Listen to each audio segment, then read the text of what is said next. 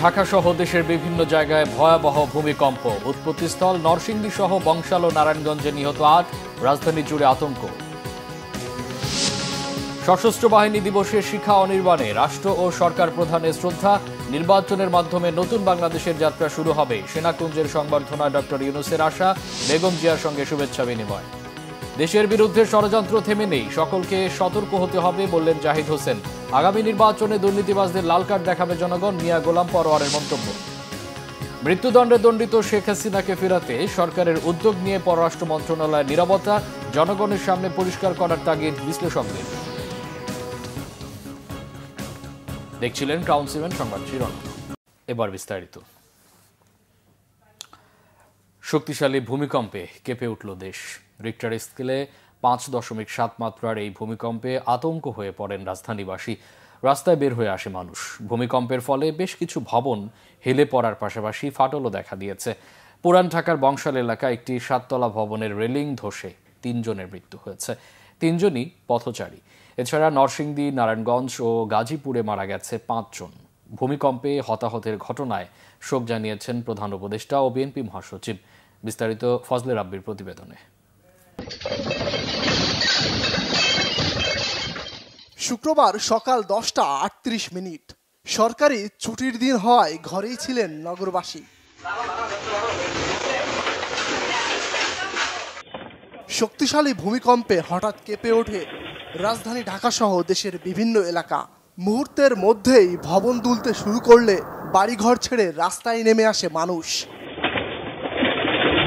Richter স্কেলে 5.7 মাত্রার 26 second স্থায়ী এই ভূমিকম্প আতঙ্ক সৃষ্টি করে জনমনে। ভবন থেকে লাফিয়ে বের হতে গিয়ে আহত হয় বেশ কয়েকজন। আমি 6 তলার উপরে ছিলাম আমার বাসায়, তো প্রচণ্ড একটা ঝাঁকি দিয়েছে। আমি এরকম ঝাঁকি এর আগে অনুভব করি নাই কোনো সময়। তো আমার বাসার শোকেসে কাপ পিসগুলো পড়ে গেছে, চেয়ার পড়ে গেছে। তখন আমি যত দ্রুত পারছি বাসা থেকে নিচে চলে আসার চেষ্টা করছি। প্রচণ্ড ভূমিকম্প, বিল্ডিংগুলো কামড়েছে, বিল্ডিংয়ের বাইরে মানুষগুলো সব বাইরে চলে আসছে। মানে এই ব্যাংকের পড়ে গেছে আর কি, হঠাৎ করে মানে ঘুরে পড়ে গেছে আর কি। ভূমিকম্পের সময় 7তলা ভবনের রেলিং ভেঙে ঢাকার বংশালের কসাইটুলিতে নিহত হয়েছেন 3 জন। আহতদের নেওয়া হয়েছে হাসপাতালে। আজকে আমার লোকজন বা আমি বাঁচছি ভাই, আজকে তেল পাওয়ার জন্য ভাই। তেল পা ছিল, বাস ছিল 50টা বাসে একটা বাস আরাম ছিল, সব বাস ভেঙে পড়ে গেছে। একটা প্যান্ডেল ছিল, প্যান্ডেলের উপরে পড়াতে মানুষ বেঁচে গেছে না, আরো অনেক হতাহত হতে পারতো। 4-5 জনের উপরে পড়েছে, আহতরা খুব গুরুতর অবস্থায়। 95% না বেঁচে থাকার চান্স আছে। ভবন মালিক তারা 3 ভাই, এখন তাদের কোনো খোঁজ পাওয়া যায়নি এবং 3 জন মারা গেছে। ফায়ার সার্ভিস জানিয়েছে এই রকম ঝুঁকিতে পুরান ঢাকার বহু ভবন। এখনই ঝুঁকিপূর্ণ ভবনগুলো চিহ্নিত করতে না পারলে বড় ধরনের ঝুঁকিতে থাকবে নগরবাসী। পিছনে যে ভবনটা 8তলা ভবন, ওখানে ছাদের যে রেলিং আছে, এই রেলিংটা খসে পড়ে ভূমিকম্পের কারণে। আপনার পিছনে একটা ভবন দেখেন, ওই রাস্তার অংশে রেলিং দেওয়া আছে, এগুলোতে কিন্তু আসলে কোনো পিলার নাই। যে কোনো সময় ভূমিকম্পে এই রেলিংগুলো আনস্টেবল আছে, এগুলো গায়ে আবার পড়ার সম্ভাবনা আছে। মাঝারি মাত্রার এই ভূমিকম্পে রাজধানীর বিভিন্ন বাসাবাড়িতে ফাটল দেখা দিয়েছে। ঝুঁকিপূর্ণ ভবনের বিষয়ে কঠোর সিদ্ধান্ত নেয়ার পাশাপাশি সড়ক প্রশস্ত করা সহ ভূমিকম্প সচেতনতা বাড়ানোর তাগিদ সবার। ফজলে রাব্বি, বাংলাভিশন, ঢাকা। ভয়াবহ ভূমিকম্পে ক্ষতিগ্রস্ত রাজধানীর বংশালের কসাইটুলি এলাকা পরিদর্শন করেছেন ঢাকা 6 আসনে বিএনপি মনোনীত প্রার্থী ইশরাক হোসেন। বাদ জুমা ঘটনাস্থল পরিদর্শন করেন তিনি। এ সময় তিনি নিহতদের আত্মার মাগফিরাত কামনা করেন। বলেন, মানুষের জীবনের থেকে সহায় সম্পত্তি বা অন্য কিছু মূল্যবান হতে পারে না। ঢাকা শহরকে নিরাপদ শহর হিসেবে গড়ে তুলতে সবাই মিলে হাতে হাত রেখে একসাথে কাজ করে যাওয়ার অঙ্গীকার ব্যক্ত করেন তিনি। দীর্ঘদিন যাবৎ এই ঝুঁকিপূর্ণ অবস্থার কথা বলা হচ্ছে। এর আগেও এখানে অগ্নিকাণ্ডের সময়ও জনগণ বিশাল পরিমাণ ক্ষয়ক্ষতির সম্মুখীন হয়েছে বলে স্মরণ করিয়ে দেন ইশরাক। পুরান ঢাকাকে নতুনভাবে গড়ে তোলার জন্য সরকারকে উদ্যোগ নেওয়ার আহ্বান জানান বিএনপি চেয়ারপারসনের পররাষ্ট্র বিষয়ক উপদেষ্টা কমিটির বিশেষ সহকারী ইশরাক হোসেন। আমাদের এই পুরানো ঢাকার যে ভবনগুলো রয়েছে, এই বিষয়ে কিন্তু দীর্ঘদিন যাবৎ এই এলাকার যারা জনপ্রতিনিধিরা রয়েছেন বা আমরা যারা বসবাস করি, আমরা দীর্ঘদিন যাবৎ বলে আসছি যে এখানে অত্যন্ত ঝুঁকিপূর্ণ অবস্থায় কিন্তু আমরা বসবাস করছি। এবং ইতিপূর্বে আপনি দেখেছেন যে এখানে অগ্নিকাণ্ড সময়ও কি ধরনের ব্যাপক ক্ষয়ক্ষতির সম্মুখীন জনগণ হয়েছে, এবং এটা তো একটা প্রাকৃতিক দুর্যোগ। আমি মনে করি যে এখানে কেন্দ্রীয়ভাবে সরকারের একটা উদ্যোগ নিতে হবে এবং এই পুরানো ঢাকার প্রত্যেকটি ভবন চিহ্নিত করে এগুলোকে পুনর্নির্মাণ করা ছাড়া অন্য কোনো উপায় আসলে আমরা দেখতে পাচ্ছি না।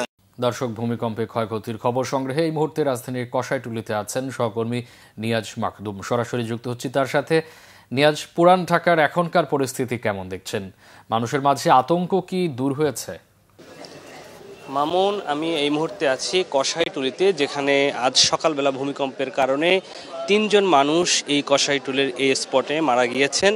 আমি আপনাদেরকে যেটি জানিয়ে রাখতে চাই যে এখানকার যে সাধারণ নাগরিকরা রয়েছেন তারা এই ঘটনাস্থলে থেমে থেমে এখানে দেখতে আসছেন যে এখানে কি ঘটেছিল এবং এই বিল্ডিংয়ের কি অবস্থা, এই বিষয়গুলো তারা থেমে থেমে মানুষ এখানে আসছেন। বিশেষ করে এই পুরান ঢাকার এই এলাকার যে নাগরিকরা রয়েছেন তারা পুরুষ, নারী এবং শিশু সহ যারা আছেন বিভিন্ন পরিবারের সবাই এখানে দেখতে আসেন। এবং এখানকার জনসাধারণ যারা রয়েছে, নাগরিক যারা রয়েছে, তাদের সাথে আমরা কথা বলেছি। তাদের মধ্যে এই ভূমিকম্পের আতঙ্ক এখনো কাটেনি।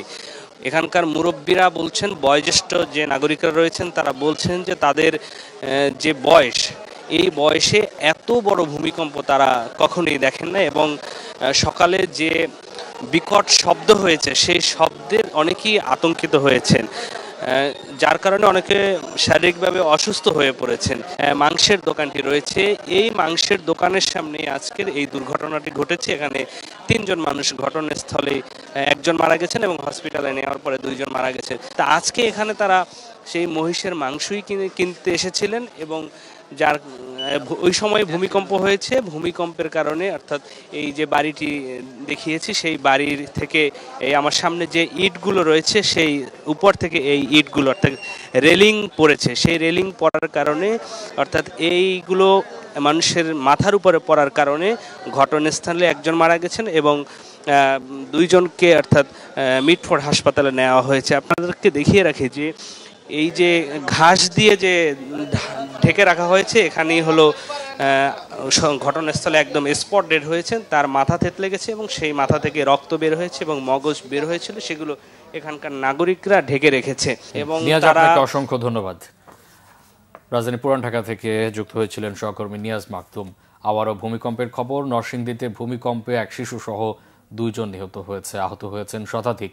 বহু ভবনে দেখা দিয়েছে ফাটল, ক্ষতিগ্রস্ত হয়েছে বাড়িঘরের আসবাবপত্র। ভূমিকম্পের ক্ষয়ক্ষতি নিরূপণে জেলার সবকটি উপজেলাকে নির্দেশনা দিয়েছে জেলা প্রশাসন। নরসিংদী প্রতিনিধি লক্ষণ বর্মনের তথ্য ছবি নিয়ে দেখুন ডেস্ক রিপোর্ট। ভূমিকম্প মানেই ভয় আর আতঙ্ক, তাহলে এর কেন্দ্রস্থলের আশপাশে ভূমিকম্পের প্রভাব আর আতঙ্ক কেমন হতে পারে? বাংলাদেশে এ পর্যন্ত যত ভূমিকম্প অনুভূত হয়েছে তার বেশিরভাগের কেন্দ্রস্থল ভারত অথবা মিয়ানমারের কোনো এলাকা। শুক্রবার সারা দেশে 5.7 মাত্রার ভূমিকম্প অনুভূত হয়েছে, যার উৎপত্তিস্থল প্রথমে নরসিংদীর ঘোড়াশাল বলা হলেও পরে আবহাওয়া অধিদপ্তর থেকে জানানো হয় ঘোড়াশাল নয়, উৎপত্তিস্থল নরসিংদীর মাধবদী এলাকায়। ভূমিকম্পে সকাল 10টা 38 কেঁপে উঠে গোটা জেলা সহ আশপাশের জেলা। মুহূর্তেই আতঙ্কিত মানুষ বাড়ি ঘর ও দোকানপাট থেকে সড়কে বেরিয়ে আসে।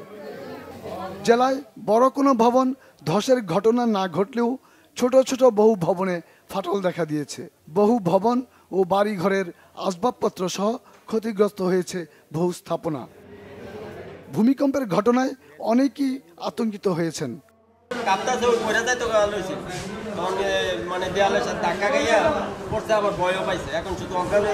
সদর উপজেলার গাবতলী এলাকায় একতলা ভবনের সিলিং ধসে পিতা পুত্র কন্যা সহ 3 জন গুরুতর আহত হয়েছে। এর মধ্যে পিতা পুত্রকে ঢাকা মেডিকেল কলেজ হাসপাতালে প্রেরণ করা হলে সেখানে মোহাম্মদ ওমর নামে শিশু মারা যায়। এছাড়া পলাশ উপজেলার মালিতা গ্রামে মাটির ঘরের দেয়াল ধসে কাজম আলী নামে এক ব্যক্তির মৃত্যু হয়, আহত হয় তার স্ত্রী সহ কয়েকজন। ভূমিকম্পের খবর আসার সাথে সাথে আমরা নরসিংদী জেলা পুলিশের পক্ষ থেকে প্রত্যেকটি ইউনিটে আমরা সংবাদ দিয়েছি এবং আমরা খবর নিয়েছি যে কোথাও কোনো হতাহতের ঘটনা আছে কিনা। আমরা ইতিমধ্যে হাসপাতাল সূত্রে এবং আমাদের যে সূত্র আছে সেই সূত্রে আমরা জেনেছি এই হাসপাতালে 57 জন ভর্তি হয়েছে। এদিকে নারায়ণগঞ্জের রূপগঞ্জে ভূমিকম্পে দেয়াল ধসে ফাতেমা নামে এক শিশুর মৃত্যু হয়েছে। আহত হয়েছে শিশুটির মা ও এক প্রতিবেশী। ভূমিকম্পের কেন্দ্রস্থল হওয়ার বিষয়টি পরিণত হয় পুরো নরসিংদীর মানুষের আলোচনার প্রধান বিষয়ে। গেলমান শফি, বাংলা ভিশন, ঢাকা। নির্বাচনের মাধ্যমে নতুন বাংলাদেশের যাত্রা শুরু হবে বলে মনে করেন প্রধান উপদেষ্টা ডক্টর মোহাম্মদ ইউনূস। তিনি বলেন, জুলাই অভ্যুত্থান ও চলমান রাষ্ট্র সংস্কারে সেনাবাহিনী জনগণের পাশে দাঁড়িয়ে তাদের আস্থার প্রতি সম্মান জানিয়ে যাচ্ছে। শান্তিপূর্ণ ও উৎসবমুখর নির্বাচন আয়োজনে সেনাবাহিনী যথাযথ ভূমিকা পালন করবে বলেও জানান ডক্টর মোহাম্মদ ইউনূস। রিপোর্ট করছেন সিকান্দার রেমান। সশস্ত্র বাহিনী দিবস উপলক্ষে সেনাকুঞ্জের আয়োজন ছিল বরাবরের মতো মনোমুগ্ধকর। প্রধান অতিথি অন্তর্বর্তীকালীন সরকার প্রধান ডক্টর মোহাম্মদ ইউনূস বিকেল 4টার পর অনুষ্ঠান স্থলে পৌঁছালে শুরু হয় আনুষ্ঠানিকতা। আগে থেকেই সেনা, নৌ ও বিমান বাহিনীর কর্মকর্তা ও সশস্ত্র বাহিনীর সাবেক সদস্যরা সেনাকুঞ্জে এসে উপস্থিত হন। ভ্রাতৃত্বের মেলবন্ধন ছিল পারস্পরিক সৌহার্দ্যের প্রতীক। সশস্ত্র বাহিনীর সদস্যদের অভিনন্দন জানিয়ে মুক্তিযুদ্ধের বীর শহীদদের স্মৃতির প্রতি শ্রদ্ধা জানান প্রধান উপদেষ্টা ডক্টর মোহাম্মদ ইউনূস। তিনি বলেন, জুলাই অভ্যুত্থান ও চলমান রাষ্ট্র সংস্কারে সশস্ত্র বাহিনী জনগণের পাশে দাঁড়িয়ে তাদের আস্থার প্রতি সম্মান জানিয়ে যাচ্ছে। 2024-এর ছাত্র জনতার অভ্যুত্থান ও চলমান দেশ পুনর্গঠন ও সংস্কারের কাজেও সশস্ত্র বাহিনী বরাবরের মতোই মানুষের পাশে দাঁড়িয়ে অব্যাহতভাবে দেশের মানুষের আস্থার প্রতিদান দিয়ে যাচ্ছে। আমি বিশ্বাস করি, গণতান্ত্রিক ও নিয়মতান্ত্রিক নেতৃত্বের প্রতি অনুগত বাংলাদেশ সশস্ত্র বাহিনী তাদের পেশাগত দক্ষতা ও দেশপ্রেমের সমন্বয়ে দেশের জন্য ত্যাগ ও তৎপরতার এই ধারাবাহিকতা অক্ষুণ্ণ রাখবে। নির্বাচনের মাধ্যমে নতুন বাংলাদেশের যাত্রা শুরুর কথা জানান প্রধান উপদেষ্টা। নির্বাচন আনন্দ ও উৎসবমুখর করতে সম্মিলিত চেষ্টা অব্যাহত রাখার কথাও জানান ডক্টর মোহাম্মদ ইউনূস। এটি নির্বিঘ্ন ও উৎসবমুখর নির্বাচন হবে। এর আয়োজনে সশস্ত্র বাহিনীর সদস্যগণ দক্ষতা ও পেশাদারিত্বের সাথে এই মহান দায়িত্ব পালন করবে। একটি শান্তিপ্রিয় জাতি হিসেবে আমরা সকল বন্ধু রাষ্ট্রের সঙ্গে সম্মানজনক ও শান্তিপূর্ণ সহাবস্থানে বিশ্বাসী। তথাপি যে কোনো আগ্রাসী বহিঃশত্রুর আক্রমণ থেকে দেশের সার্বভৌমত্ব রক্ষার জন্য আমাদেরকে সদা প্রস্তুত ও সংকল্পবদ্ধভাবে থাকতে হবে।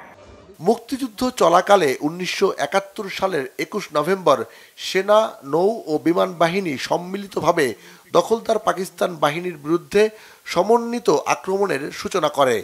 দিনটি সশস্ত্র বাহিনী দিবস হিসেবে পালন করা হয়। আনন্দের দিন। দেশের যে কোনো দুর্যোগ, যে কোনো সংকটে বাংলাদেশের সশস্ত্র বাহিনী যে ইতিবাচক গৌরবোজ্জ্বল ভূমিকা পালন করেছে সেটি স্মরণ করিয়ে দিয়ে প্রধান উপদেষ্টা ডক্টর মোহাম্মদ ইউনূস বারবার বললেন, আগামী দিনে যে জাতীয় সংসদ নির্বাচন রয়েছে সেই সংসদ নির্বাচন একটি শান্তিপূর্ণ এবং অবাধ গ্রহণযোগ্য করতে সেনাবাহিনী, নৌবাহিনী এবং বিমান বাহিনীর সদস্যরা ইতিবাচক ভূমিকা পালন করবে, যেমনটি তারা অতীতেও করেছিল। সিকান্দার রেমান, বাংলা ভিশন, ঢাকা। সশস্ত্র বাহিনী দিবস আজ। ঢাকা সেনানিবাসের শিখা অনির্বাণে ফুল দিয়ে মুক্তিযুদ্ধে শহীদ সশস্ত্র বাহিনীর সদস্যদের প্রতি শ্রদ্ধা জানিয়েছেন রাষ্ট্রপতি ও প্রধান উপদেষ্টা। জুলাই অভ্যুত্থানে প্রাণ দিয়ে ছাত্র জনতা যে সুযোগ দিয়েছে তা কাজে লাগিয়ে গণতান্ত্রিক উত্তরণের আহ্বান জানিয়েছেন প্রধান উপদেষ্টা ডক্টর মোহাম্মদ ইউনূস। রিপোর্ট করছেন সৈয়দ আব্দুল মুহিত। সশস্ত্র বাহিনী দিবস উপলক্ষে মহান মুক্তিযুদ্ধে সশস্ত্র বাহিনীর বীর শহীদদের প্রতি শ্রদ্ধা জানিয়ে শিখা অনির্বাণে পুষ্প স্তবক অর্পণ করেন রাষ্ট্রপতি মোহাম্মদ শাহাবুদ্দিন। এরপর শ্রদ্ধা জানান প্রধান উপদেষ্টা ডক্টর মোহাম্মদ ইউনূস। কিছু সময় নীরবে দাঁড়িয়ে থাকেন তিনি। এ সময় সশস্ত্র বাহিনীর একটি চৌকস দল গার্ড অব অনার প্রদান করে।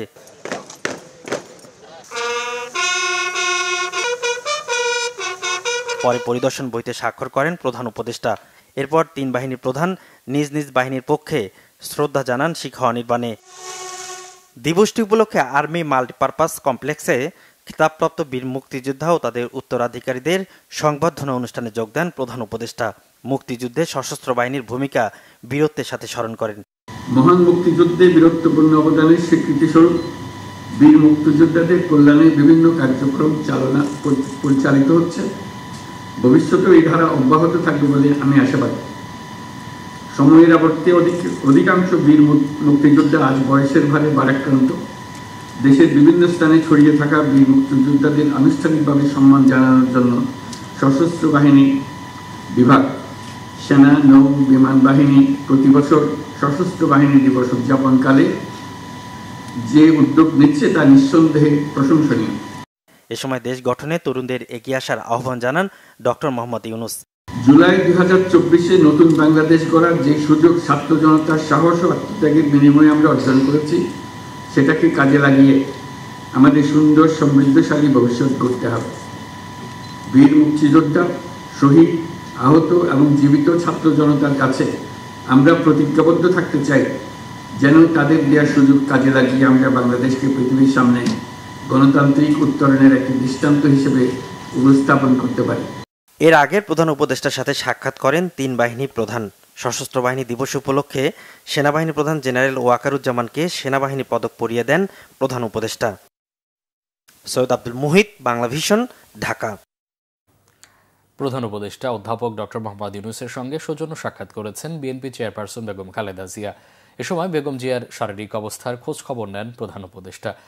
সশস্ত্র বাহিনী দিবসের অনুষ্ঠানে যোগ দিয়ে হাসি মাখা মুখে রাজনৈতিক ব্যক্তিদের সাথে কুশল বিনিময় করেন বিএনপি চেয়ারপারসন। সংবর্ধনা অনুষ্ঠান শেষে বেগম খালেদা জিয়াকে বিদায় জানান সেনাপ্রধান জেনারেল ওয়াকারুজ্জামান। বিস্তারিত মোবাশের আহমদের রিপোর্টে। সশস্ত্র বাহিনী দিবসে সংবর্ধনা অনুষ্ঠানে যোগ দিতে শুক্রবার বিকাল 4টার পরে গুলশানের নিজ বাসভবন ফিরোজা থেকে রওনা দেন বিএনপি চেয়ারপারসন ও সাবেক প্রধানমন্ত্রী বেগম খালেদা জিয়া। 4:30টায় সশস্ত্র বাহিনী দিবসের অনুষ্ঠানে উপস্থিত হন বেগম খালেদা জিয়া। শারীরিক নানা জটিলতা থাকার পরেও মেডিকেল বোর্ডের পরামর্শ অনুযায়ী অনুষ্ঠানে যোগ দেন বিএনপি চেয়ারপারসন। সবকিছুকে ছাপিয়ে সশস্ত্র বাহিনী দিবসের সংবর্ধনায় আকর্ষণের কেন্দ্রবিন্দুতে পরিণত হন তিনি। 2010 সালের 13ই নভেম্বর শহীদ প্রেসিডেন্ট জিয়াউর রহমানের স্মৃতিবিজড়িত মইনুল রোডের বাসা থেকে উচ্ছেদ করেছিল শেখ হাসিনার সরকার। জুলাই আগস্টের গণ আন্দোলনে স্বৈরাচার শেখ হাসিনার ভারতে পালানোর পর এটি তার দ্বিতীয়বারের মতো সশস্ত্র বাহিনী দিবসে যুক্ত হওয়া। অনুষ্ঠানে হাসিমাখা মুখে রাজনৈতিক ব্যক্তিত্ব ও 3 বাহিনীর সদস্যদের সাথে কুশল বিনিময় করেন সাবেক এ প্রধানমন্ত্রী। কুশল বিনিময় শেষে প্রধান উপদেষ্টা ও বিএনপি চেয়ারপারসন বেগম খালেদা জিয়ার বৈঠক অনুষ্ঠিত হয়। বৈঠকের বিষয়বস্তু জানা না গেলেও চলমান রাজনৈতিক ও জাতীয় নিরাপত্তা সংক্রান্ত গুরুত্বপূর্ণ প্রেক্ষাপটে দেশের এই 2 শীর্ষ ব্যক্তিত্বের সাক্ষাৎ বিশেষ তাৎপর্য বহন করে। সংবর্ধনা অনুষ্ঠান শেষে বেগম খালেদা জিয়াকে বিদায় জানান সেনাপ্রধান জেনারেল ওয়াকারুজ্জামান। মুবাশির আহমেদ, বাংলা ভিশন, ঢাকা। আবারও ভূমিকম্পের খবর। ঢাকা সহ দেশের বিভিন্ন জেলায় 5.7 মাত্রার ভূমিকম্পে সারা দেশে নিহত হয়েছেন 8 জন এবং আহত হয়েছেন 200-র বেশি। রাজধানীর মিটফোর্ড হাসপাতালে নিহত স্বজনদের আহাজারিতে ভারী হয়ে ওঠে চারপাশ। ভূমিকম্পে আহতদের মধ্যে 42 জন আসেন ঢাকা মেডিকেলে চিকিৎসা নিতে। এদের মধ্যে নরসিংদী থেকে আসা ওমর নামে 10 বছরের এক শিশু মারা গেছে। আশঙ্কাজনক অবস্থায় আইসিইউতে রয়েছেন ওই শিশুর বাবা। এদিকে ভূমিকম্পে আহতদের দেশের সব সরকারি হাসপাতালে চিকিৎসা দেওয়ার নির্দেশনা দেওয়ার কথা জানিয়েছেন স্বাস্থ্য উপদেষ্টা নূরজাহান বেগম। শুভ মাহফুজের রিপোর্ট।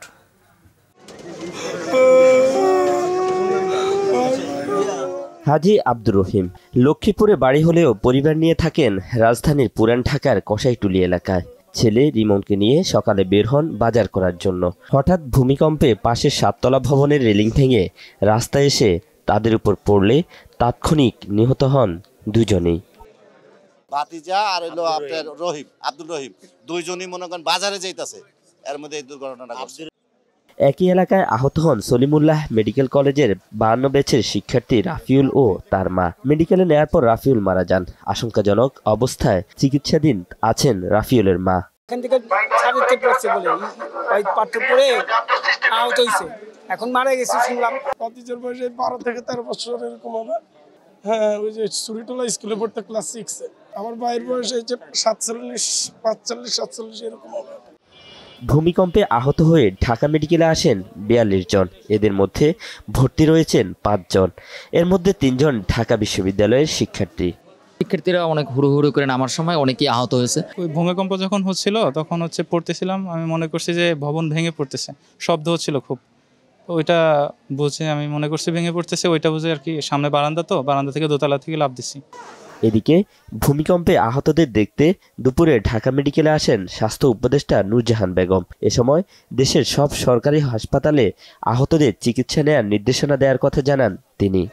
প্যানিকের কারণে অনেক ইনজিওর্ড হয়েছে, আমরা সবগুলো বলেছি যাতে চিকিৎসার কোনো ত্রুটি না হয়, এবং সেটা আপনারা তো দেখছেন এখানে যারা ভর্তি হয়েছে আলহামদুলিল্লাহ তাদের তো চিকিৎসা চলছে, এবং সবগুলো হাসপাতালে এগুলো বলা, সব মানে সরকারি হাসপাতাল। শুভ মাহফুজ, বাংলা ভিশন, ঢাকা। গত 5 বছরে এত জোরে ভূমিকম্প অনুভব করেনি বলে জানিয়েছেন পরিবেশ, বন ও জলবায়ু পরিবর্তন এবং পানি সম্পদ উপদেষ্টা সৈয়দ রিজওয়ানা হাসান। তার মতে এটি সবার জন্য সতর্কবার্তা। আগুন ও ভূমিকম্প ঝুঁকি মোকাবেলায় সরকারকে 3 বছরের পরিকল্পনা নিয়ে আগানো উচিত বলে মনে করেন তিনি। সকালে রাজধানীর মিরপুরে এক অনুষ্ঠানে এসব কথা বলেন রিজওয়ানা হাসান। দেশের একটা গোষ্ঠী কখনো আইন মানতে চায় না মন্তব্য করে বলেন, পাহাড় কেটে ইটভাটা করা হচ্ছে, ঝুঁকি কমাতে পরিবেশ বাঁচানোর আহ্বান তার। জানান, পাহাড়ে ইটভাটা বন্ধে সরকার কাজ শুরু করেছে। নতুন করে কোনো জলাশয় এবং পাহাড়ে হাত না দিতে সতর্ক করেন রিজওয়ানা হাসান। যেসব ভবন এখন হচ্ছে এগুলো বিল্ডিং কোড মেনে হচ্ছে জানিয়ে বলেন, কিন্তু আগে করা ভবনের 90% ভূমিকম্প মোকাবেলায় উপযুক্ত নয়। এই রকম ভূমিকম্প যদি রিপিট করতে থাকে তো এটা অবশ্যই আশঙ্কার কথা। আমি কোনো স্বস্তির কথা শোনাতে পারছি না।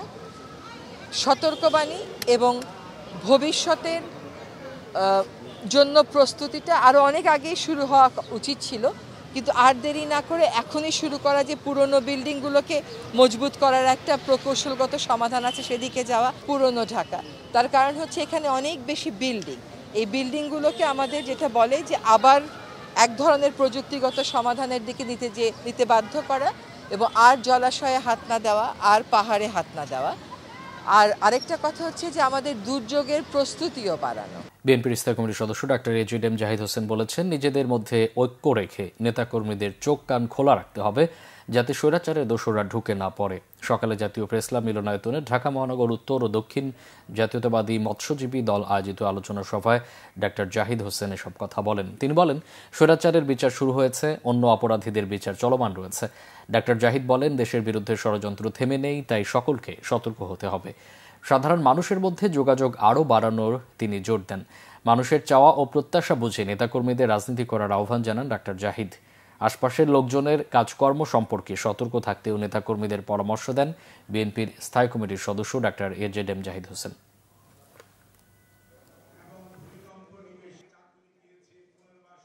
আজকে যদি আমাদের মধ্যে কোনো বিভাজন হয় তাহলে লাভ হবে কাদের?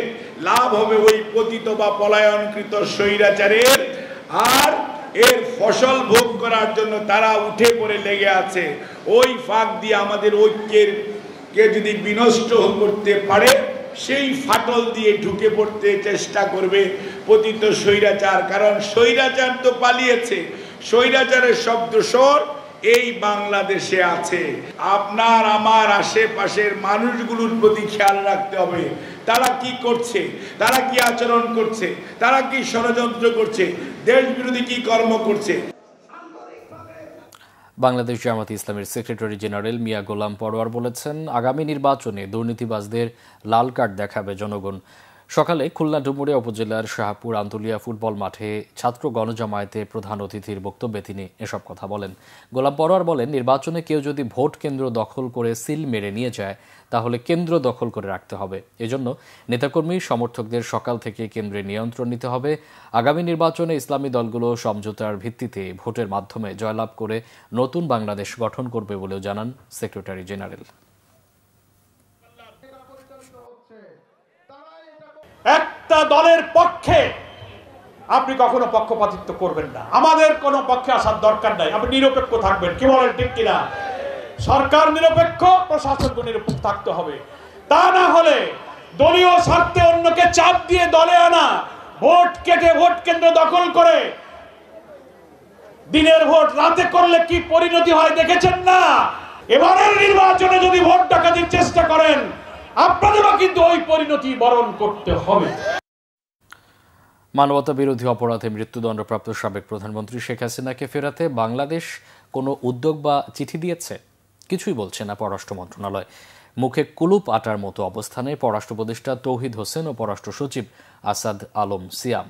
বিষয়টি জনগণের সামনে পরিষ্কার করার তাগিদ আন্তর্জাতিক সম্পর্ক বিশ্লেষকদের। রিপোর্ট ইমরুল কায়েসের। আন্তর্জাতিক অপরাধ আদালতের রায়ের পর ভারতে আশ্রিত মানবতাবিরোধী অপরাধের দায়ে মৃত্যুদণ্ড পাওয়া শেখ হাসিনাকে ফেরাতে আবারও চিঠি দেওয়ার কথা বলেছিলেন পররাষ্ট্র উপদেষ্টা।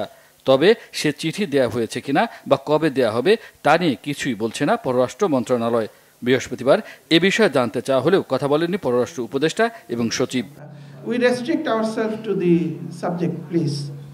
দণ্ডপ্রাপ্ত শেখ হাসিনাকে ফিরিয়ে আনার বিষয়টি স্পর্শকাতর উল্লেখ করে তা দ্রুত জনগণের সামনে খোলাসা করার তাগিদ দিয়েছেন আন্তর্জাতিক সম্পর্ক বিশ্লেষকরা, নইলে ধোঁয়াশা আরও বাড়বে বলে মনে করেন তারা। অনেক সময় আমরা দেখি যে ফরেন পলিসিতে এক ধরনের হাইড অ্যান্ড সিক্রেট ইস্যু থাকে, কিন্তু এটি এমন একটি ইস্যু যে ইস্যুতে আসলে আপনার জনগণকে স্পষ্ট করা কিংবা সরকারের যে এর পরের পদক্ষেপগুলো কি হবে সেগুলো জানান দেওয়া, এটা সরকারের একদমই নৈতিক দায়িত্ব। গত এক বছরে শেখ হাসিনার প্রত্যর্পণের বিষয়টিতে আরও জোর দেওয়া উচিত ছিল বলে অভিমত সাবেক কূটনীতিকদের। আমরা জানি যে এক না এক সময় এটা রায় আসবে, সুতরাং রায় আসার সময়ই বা রায় আসার আগেই যদি যিনি অভিযুক্ত অর্থাৎ যিনি আসামি তাকে যদি আদালতের কাছে হাজির করা যেত সেটা সবচাইতে বেশি ভালো হতো। তো সেই লক্ষ্যে আমাদেরকে আরেকটু সক্রিয় হওয়া উচিত ছিল। সুযোগ কতটুকু ছিল সেটা আমি নিশ্চিত না। আমি নিশ্চিত যে সরকার সেটা বিবেচনা করেছেন এবং বিবেচনা করে এই পথে এগিয়েছেন।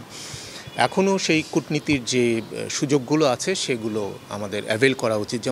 নিরাপত্তা উপদেষ্টা খলিলুর রহমানের ভারত সফর দুদেশের সম্পর্ক কিছুটা স্বাভাবিক করবে বলে প্রত্যাশা তাদের। প্রত্যর্পণের কাজে তেমন কোনো অগ্রগতি দেখা। ইমরুল কায়েস, বাংলা ভিশন, ঢাকা।